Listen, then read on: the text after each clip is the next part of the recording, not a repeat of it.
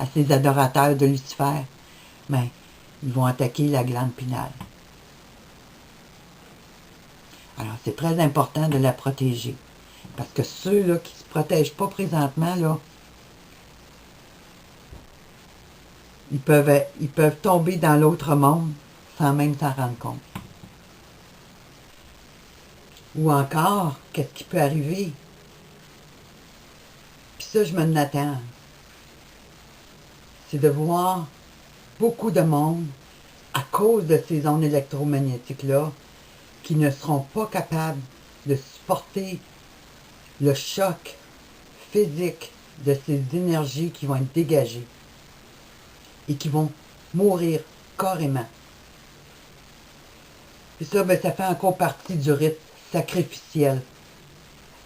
Comme on voyait dans l'ancien temps, quand les Mayas faisaient des rites sur leur pyramide Maya, sur leur temple Maya, ben, c'est la même chose, mais de la manière moderne.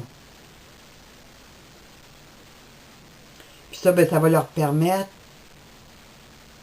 à ces grands lucifériens de récolter toute cette énergie de ces personnes qui meurent.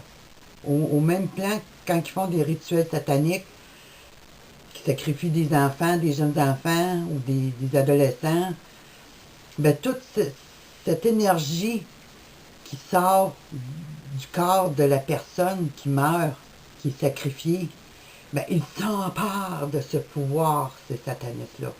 Puis ils sont envahis par l'énergie de l'autre personne, ce qui les rend encore plus forts, plus sataniques, plus démoniaques. Pourquoi ils sont capables de nous mentir avec un tel degré de bonté à la face des médias, à la face des caméras, puis qui ont l'air tellement sincères, mais ils sont rendus tellement possédés dans cet autre monde qui, pour eux, mentir, ça fait partie de leur vie. Rappelez-vous, Anna, la série V, comment Anna a menti au feu, comment elle le faisait, comment elle s'y prenait. Ben, c'est la même chose. Les larmes de crocodile qu'on a vues d'Obama à l'école de Sandy, à Newton, ben, c'est la même chose. Il n'y a pas une larme qui est sortie de ses yeux. C'était de la pure comédie.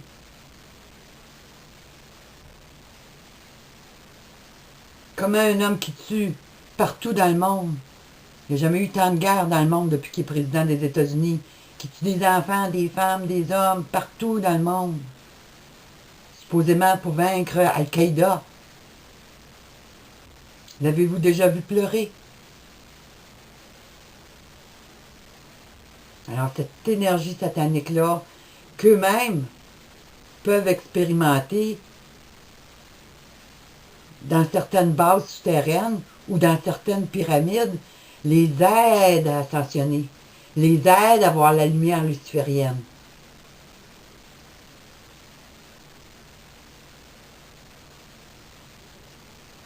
Mais c'est vers cette illumination-là qu'ils veulent amener les populations mondiales.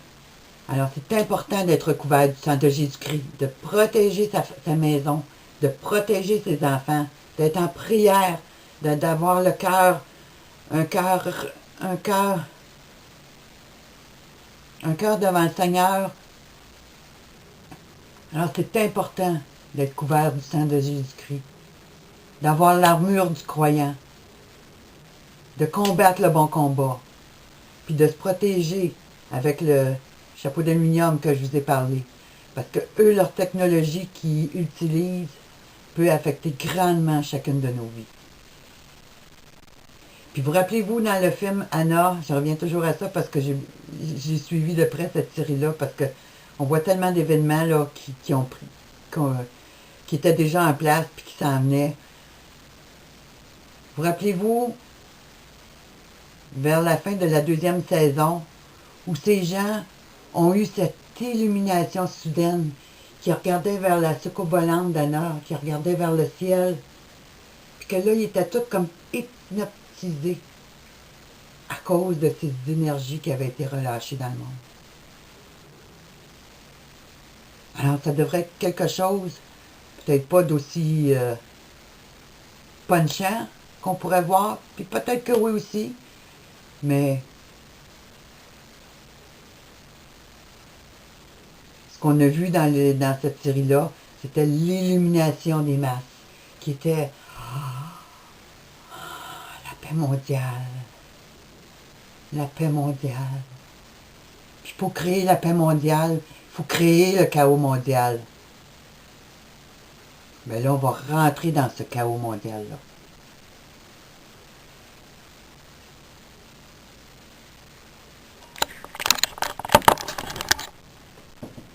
Alors, en comprenant, une chose que j'ai oublié de vous dire, c'est qu'en comprenant ce principe de ce bien et du mal, on comprend comment et pourquoi Satan s'est caché à travers toutes les religions, les traditions, les cultures, pour à la fin des temps, toutes les réunir pour servir le royaume de Lucifer et amener toutes les nations sous un même effigie, sous un même drapeau luciférien.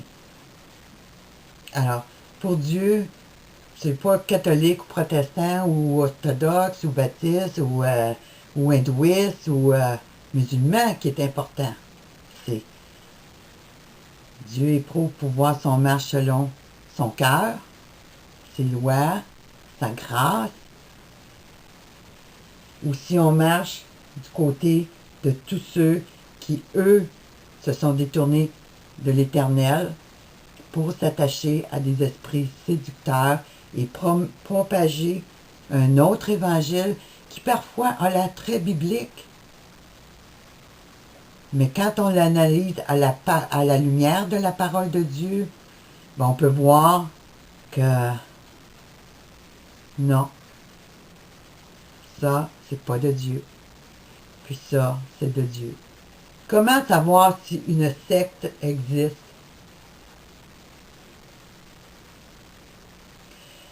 Ben, il y a deux manières. Si on y va selon la parole de Dieu, ben, on va y aller sur ce que je vous ai expliqué. Chaque chose qui vient à notre esprit, on va l'analyser à la lumière de la parole de Dieu pour voir si c'est biblique, si ça vient du cœur de Dieu. Mais si on y va, mais nos gouvernements, eux, considèrent une secte selon ce que l'Église de Rome a décidé ce que serait une secte. Donc, on sait très bien que tout ce qui n'est pas soumis à l'Église de Rome, qui se considère comme la seule et unique et universelle Église de Jésus-Christ,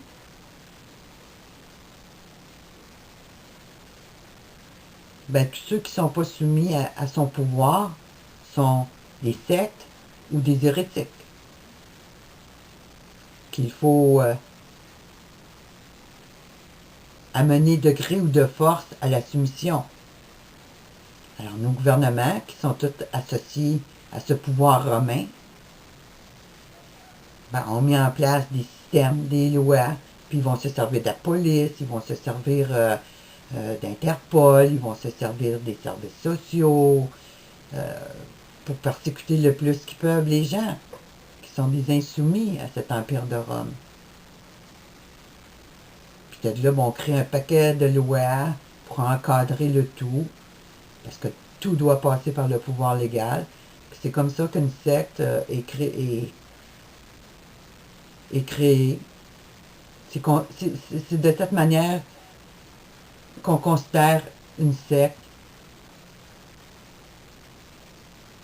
Alors quand vous entendez les médias dire « Ah, cette église, c'est une secte. Cette église, c'est une secte. » Parce que certaines personnes qui sont même retirées des communes où les gens veulent se débrouiller par eux-mêmes sans le gouvernement. Ah, c'est une secte. Il est dangereux. Regarde, ils ont des armes. Regarde, ils ont de la nourriture. C'est une secte. Puis là, tu vois la grosse police. Aujourd'hui, c'est plus des militaires. Là, ils sont tous habillés en militaire maintenant. Mais c'est ça. On persécute. On prend plaisir à opprimer le peuple. Puis le monde sont tellement habitués de voir ça à la télévision, dans les médias, que c'est une secte. Ah oui, regarde. Tu vas à TVA à soir, ils ont parlé d'une nouvelle secte là, qui est partie. Ben, c'est ça. C'est une des manières que l'Empire romain prend plaisir à persécuter le peuple qui lui est insoumis. Alors, c'est juste un petit encore. Alors, c'est tout. À la prochaine.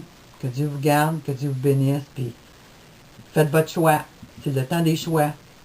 Des choix spirituels et éternels. D'un bord ou de l'autre. À vous de choisir.